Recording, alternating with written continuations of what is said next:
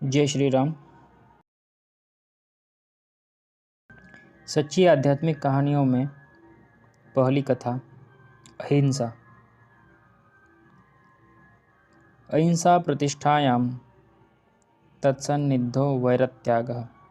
योग दर्शन। इन हिंसकों का पालन अच्छा नहीं।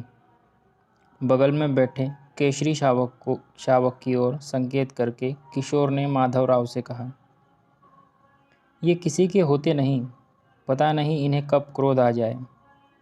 कम से कम इस प्रकार स्वतंत्र तो नहीं ही रखना चाहिए। ओह, यह भोला शिशु, माधवराव ने उस सिंह शिशु के मस्तक पर हाथ फेरते हुए कहा, इसे क्या बांध कर रखा जा सकता है? तुम देखते नहीं कि यह मुझे कितना चाहता है? कुत्ते के समान मेरे पीछे लगा रहता है। फिर भी किशोर ने रोका, परंतु माधवराव बिना रुके बोलते गए, फिर भी यह हिंसक है और धोखा दे सकता है। तुम यही तो कहना चाहते हो। सच पूछो तो मैंने इसे इसीलिए पाला भी है। इसकी सहोदरा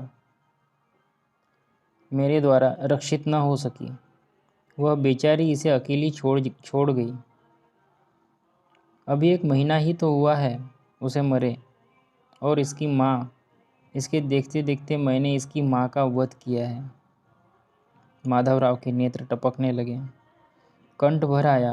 आंसुओं को पोंछकर उन्होंने अपने पालतू सिंह को देखा। वह चुपचाप इनके मुख को इस प्रकार देख रहा था मानो वह भी इनके कष्ट से रोना ही चाहता हो। मैं इसकी माता का हत्यारा हूँ। यदि यह मुझसे अपनी माता का बदला ले तो वह न्याय होगा। अपने दुष्कर्म का इस प्रकार प्रतिकार करने का अवसर प्राप्त करने की आशा से ही मैंने इसका पालन किया है। किंतु यह अपनी माता के वधिक पर भी विश्वास करता है। देखो ना, उल्टे मेरे दुख से पीड़ित होता है। इससे प्रतिकार की आशा भी कहाँ है? द्वितीय चित्रण। वृक्षों की आड़ थी, फिर भी घोड़े की टापों के शब्द ने सिंहनी को सावधान कर दिया। अपनी गुफा से वह बाहर आई और तनकर खड़ी हो गई। उसके साथ उसके दोनों बच्चे भी निकल आए।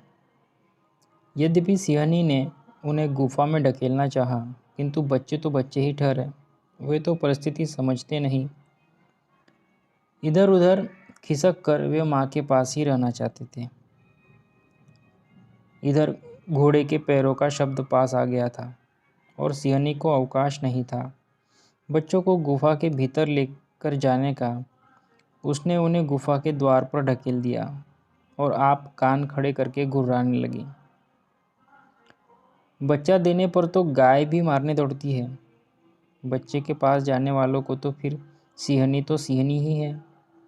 बच्चे समीप होने पर वह असह्य हो जाती है। माधवराव जैसा प्रवीण शिकारी इसे भलीभांति जानता था।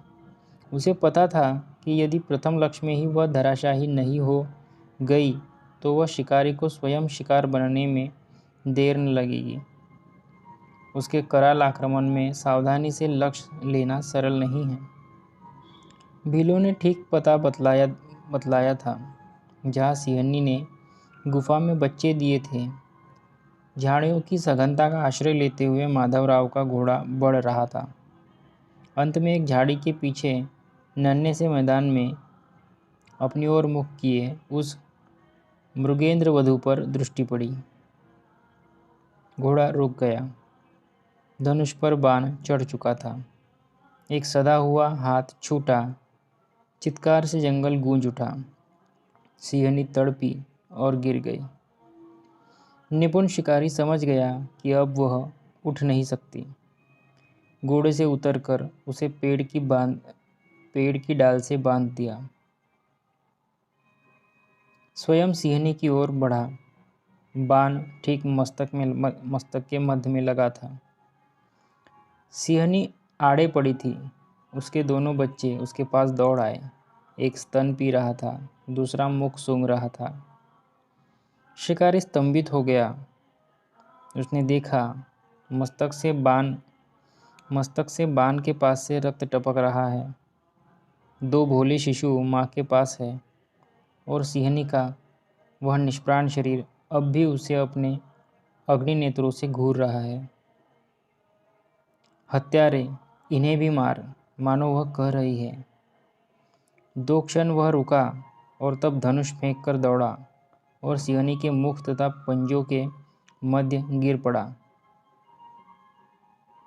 मानो सिंहनी अभी जीवित है और उसे उसके कृत्य का बदला लेगी, किंतु ऐसा कुछ भी नहीं हुआ। सिंहनी ज्यों की त्यों उसे घूरती पड़ी रही। अब वह सिंहनी का शव मात्र था। केवल वे बच्चे इस अपरिचित से डर कर गुफा में भाग गए। अंततः माधवराव गंभीर व्यक्ति थे। वे उठे और उन्होंने सीटी दी। उनके सहचर जो उन्हें ढूंढ ही रहे थे आ गए।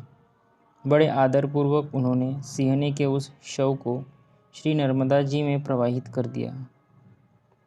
सिंह चर्म का इस प्रकार व्यर्थ जाना उनके अनुगतों को सह्य नहीं था, किंतु वे अपने नायक की कठोर एवं व्याकुल मुद्रा के सम्मुख कुछ भी कहने का साहस न कर सके।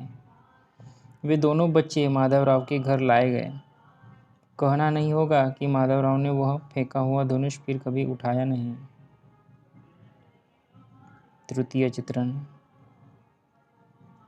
सहसा चौंक कर माधवराव ने पीछे देखा। उनका केसरी एक बछड़े को पटक चुका था और वह बछड़ा डकार रहा था। केसरी, स्वामी के दृढ़ स्वर एवं कठोर नेत्र को देखकर वह सिंह संकुचित हो गया। अपराधी की भांति सिर झुकाए वह उनके समीप खड़ा रहा। बछड़ा उठा और प्राण लेकर भागा। सिंह बिगड़ गया है। इस भय से पास के खेत का किसान भी हल बैल छोड़कर भाग चुका था। माधवराव ने एक गंभीर दृष्टि से सिंह को देखा और फिर घर की ओर लौट पड़े। गुरुदेव ने कहा था कि जिसके हृदय में हिंसा नहीं है, उसके समीप पहुंचते ही सभी प्राणी हिंसा भूल जाते हैं। दूसरे प्राणियों की बात तो दूर ही रही, मेरा पालतू केसरी भी अपनी हिंसा नहीं भूल पाता। अभी उस दिन उसने नौकर पर पंजा चलाया था और आज बछड़े को दबा बैठा। जब दूध पिलाकर पालने पर भी वह अपनी हिंसा न छोड़ सका तो दूसरों की क्या चर्चा। तब क्या गुरुदेव ने ठीक नहीं? ऐसा कैसे हो सकता है? सच तो यह है कि मैंने केवल शिकार छोड़ा है। हाथों से हिंसा छोड़ने पर भी मैं अहिंसक कहाँ हूँ? अभी कल नौकर के द्वारा लालटेन का शीशा टूटने पर जल उठा। परसों बच्चे को मारते मारते रुका। माधवराव गंभीरता से सोच रहे थे। यह हाथ में लाठी, कुत्ता, सर्प, पशु आदि आक्रमण करे तो उसका निवारण होगा। सीधे शब्दों में उसे मारूंगा, यह हिंसा नहीं है। उन्होंने लाठी फेंक दी। यह पहरेदार, कोई चोर डाकू आए तो उन्होंने पहरेदार को विदा कर दिया वेतन देकर। इसी प्रकार वे और भी बहुत कुछ करते एवं सोचते रहे। यह क्रम चला कई दिनों तक। उनके पास न तो पहरेदार रहा और न कुत्ता। घर के सब अस्त्र शस्त्र बांट दिए गए, यहाँ तक कि ताला कुंजी भी नहीं रखी। लोग समझते थे कि माधवराव पागल हो गए हैं। कुछ ऐसे भी लोग थे जो उन पर श्रद्धा भी करने लगे। जो भी हो, माधवराव ने अपनी समस्त संपत्ति जो केसरी के नाम करा दी, वह किसी को अच्छा नहीं लगा। और तब तो सबको भी और भी बुरा लगा जब केसरी के बीमार होकर मर जाने पर वे बच्चों की भांति फूट फूट कर रोने लगे। अंततः उन्होंने उसकी चिकित्सा एवं सेवा में कुछ उठा तो रखा नहीं था। फिर एक घातक पशु के लिए इतना व्याकुल होना कहाँ की समझदारी है। लोगों ने समझा कि सिंह क्या मरा, एक विपत्ति टली, अन्यथा उससे सर्वदा खटका लगा ही रहता था। आलोचनाएं तो होती ही हैं और माधवराव की अधिक हुई, किंतु वे थे अपनी धुन के पक्के। लोगों की ओर से उन्होंने अपने को वज्रबधिर बना लिया। उनका मकान था ग्राम के एक ओर। मकान के सम्मुख थोड़ा हटकर उन्होंने केसरी की एक पूरे कद की प्रस्तर मूर्ति निर्मित कराकर उसे एक पक्के चबूतरे पर स्थापित करा दी। प्रायः संध्या को वे उस मूर्ति के समीप चबूतरे पर बैठे या उस पर हाथ फेरते मिलते थे। चतुर्थ चित्रण। दो सांड लड़ रहे थे। माधवराव उधर से निकल गए। दोनों ने लड़ना तो छोड़ और छोटे बछड़ों के समान उछलकर उनके समीप आ गए। उन्होंने दोनों को पुचकारा, उनके सिर एवं शरीर पर हाथ फेरा।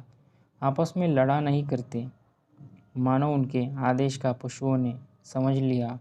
दोनों परस्पर परिचित के समान खेलने लगे। माधवराव तो संत हो गए। एक देखने वाले ने कहा, देखो ना, सांड भी उनकी आज्ञा मानते हैं। दूसरे ने कहा, सांड तो फिर भी सीधे होते हैं।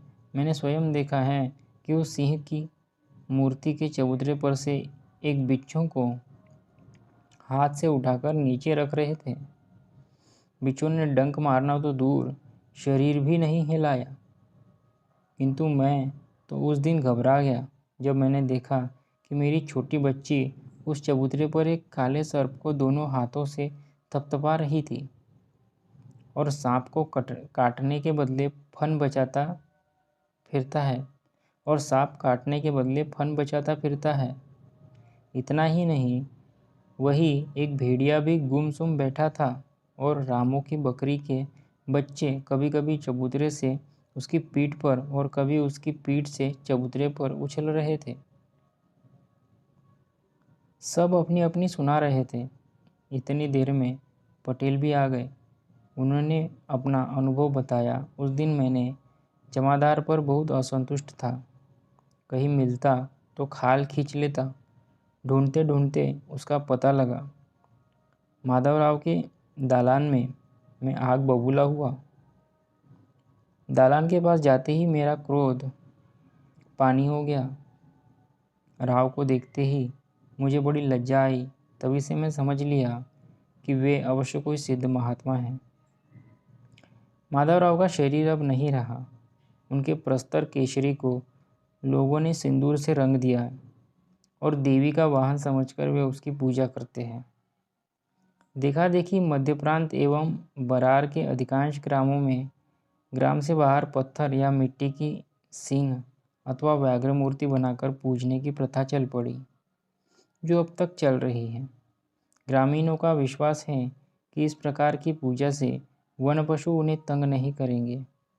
सुना जाता है कि उस सिंह मूर्ति के समीप अब भी कोई प्राणी दूसरे पर अपना क्रोध प्रकट नहीं करता।